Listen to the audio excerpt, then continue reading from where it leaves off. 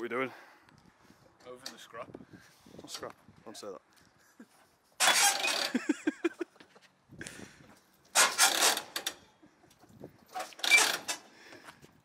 It's pretty badly seen. Yeah. Scraped along the bottom as well. Can't see it really.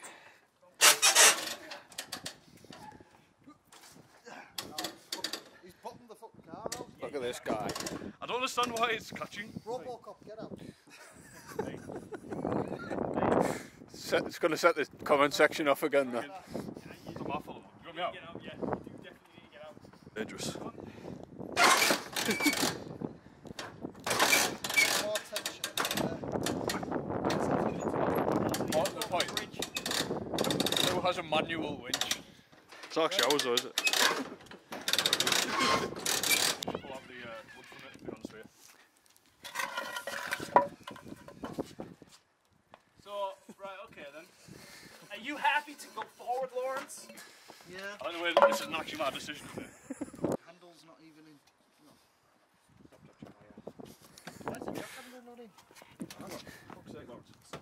What have you done? It's not in. It is in. Look at bloody state of Oh, that. there we go. No, it's not in, so It doesn't look like it's in properly, does it? fucking... What the fuck's happened here? What have you done? I've done fuck all. Right, I'm rolling it off, hang on. Very angry. This is very. Ragbone! Ragbone! Sounds so accurate. So as you can probably tell, I am like over the moon with what's gone on. This car is finally here. I bought this car, I think it was just over 1 year ago, and it was literally an impulse, like most things I do, to be honest. So this is like the start now of this car, the start of the build. This is all going to be done on my own with help from friends. I've never done anything like this before. I'm a huge, car enthusiast. I've lived for cars as well as Adam and all my other friends. I'll cut that bit out because I was I'll leave it in, it's alright. Yeah, I'm going to be trying to do a lot of this myself. I don't really want to take it anywhere to get any work done. Maybe sort of like the engine build and stuff like that. I was thinking about rebuilding the damaged one in the car, but the more I think about it, it's kind of better to send it to somewhere. I've been speaking with one company about it, but probably at the minute that's not really a concern. I've also been speaking to another couple of companies about some parts, which is kind of happening, I think. So that's nice, for some companies to get on board and help the channel. I'm really excited about the build. It's going to be a huge learning curve for me. Luckily, I've got some friends who probably going to get a little bit annoyed with me, I think, doing this, because I'm going to maybe need some help just with that kind of the more technical side, I guess, especially to do with the engine and stuff. So do subscribe to the channel and do like the video. We don't really like to say it because it kind of sounds like a bit stupid, I think, but if you do support us, we always appreciate that. It does help us, even if you do kind of subscribe to the channel or like a video, although it probably seems like nothing. It's just, I guess, how YouTube works. The more exposure we get, it helps us more. So I've been getting really excited about the exterior of the car, and I've been talking to a company from the US called Shine Auto, and I've decided to go with a kit from them. Rear arches, front wings, front bumper obviously, full kit.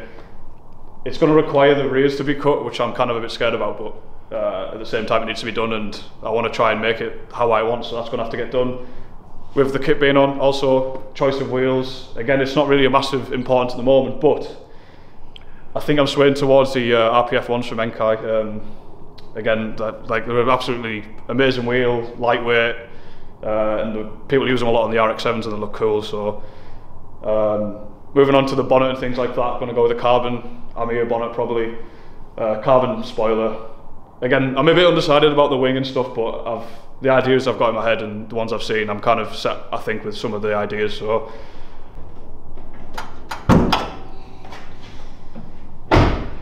this is like so scary for someone who's never really worked on an RX7 or had a massive amount of experience working on cars.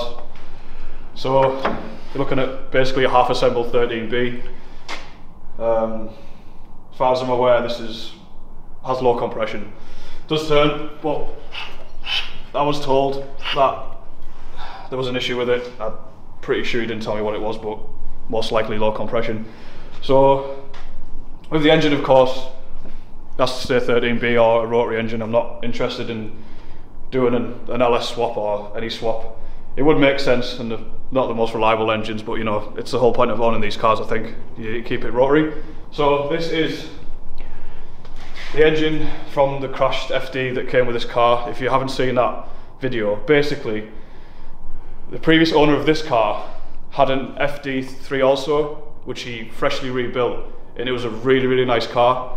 And unfortunately, I think it was one of the first few days of actually having it back on the road, he crashed it and rolled it. You can look back in the channel, and we did strip that car and remove the engine and stuff like that, but this is what's going on basically at the moment. This is going to be in this car because this was street ported. I was told it did start up again after they crashed it. They did check it again, so hopefully, you know, that's going to be okay. If not, then unfortunately some sort of rebuild, but we'll come to that later. Single turbo. I've kind of decided on a Borg Warner probably at the moment, but again, things might change, but it's just time really. Gearbox.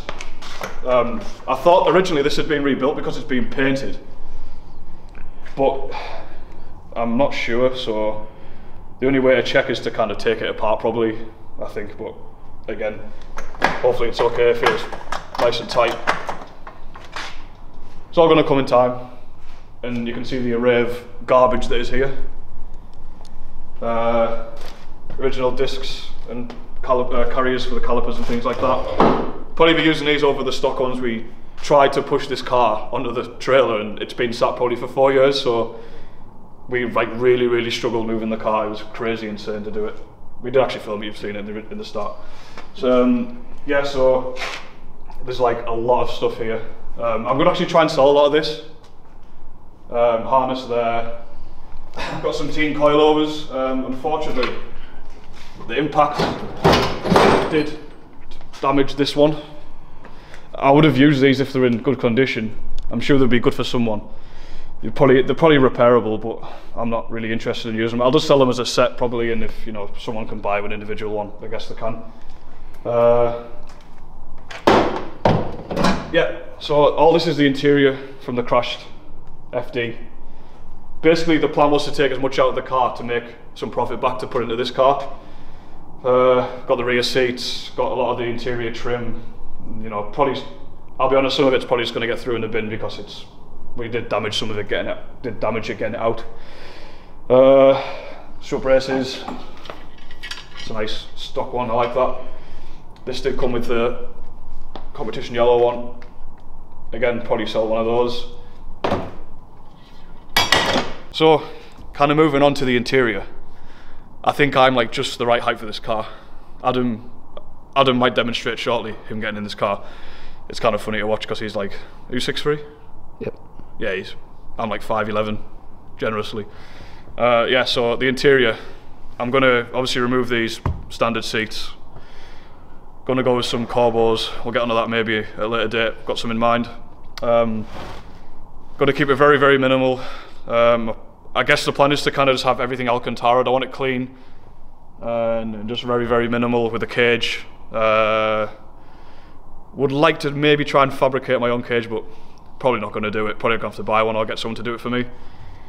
The center console dash, gonna go with a dash pack, street pack, the digital display. Tom with the MX-5, again, thanks Tom. You know, I'm a nightmare sometimes, but he has helped me decide because he's getting one also for his car. So I did have Defi gauges, mentioned it before, they're on the shelf. They were purposely for this setup with the Apexi ECU, but decided not to go with it. Gonna go with the Link G4, same as the Skyline. Apexi's proven, lots of people use them, but I just figured, you know, gonna go with the most sort of modern setup and more compatible with tuning and whatnot anyway, so I'd just rather do that. So if you have seen sort of the original video of me getting the car, I did do a little bit of an explanation, and it did have different wheels on, but the previous owner needed them back, which left me obviously with no wheels. And my friend Tom with an RX7 also kind of gave me these just to get the car rolling. So I want to say a massive thanks to Tom if you watch this. Again, I needed something to move the car. I'll be changing these and we'll be getting them back, of course, but they're just sort of, obviously move the car. And they're gross. They're a bit gross, but and Tom knows that. So that was really vague about the car. I do have a bit more in-depth details about it, but to be honest, we've been up doing this for 10 hours now and I'm kind of tired, and I do apologise if I do look a bit sort of unenthusiastic, but this has been a long day for us. You know, please do follow the build. We're going to be obviously progressing with this massively now. From probably a few weeks' time, we need the lifts in, of course. The kind of next plan is to just go through all this shit that you see in the back. This here, which is probably garbage, but it's going to get sold anyway. So, you know, as always, just if you're watching, thank you very much, and you know, we're going to be getting on with this very soon.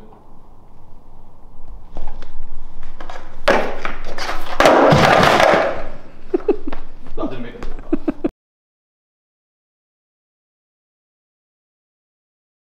Send it.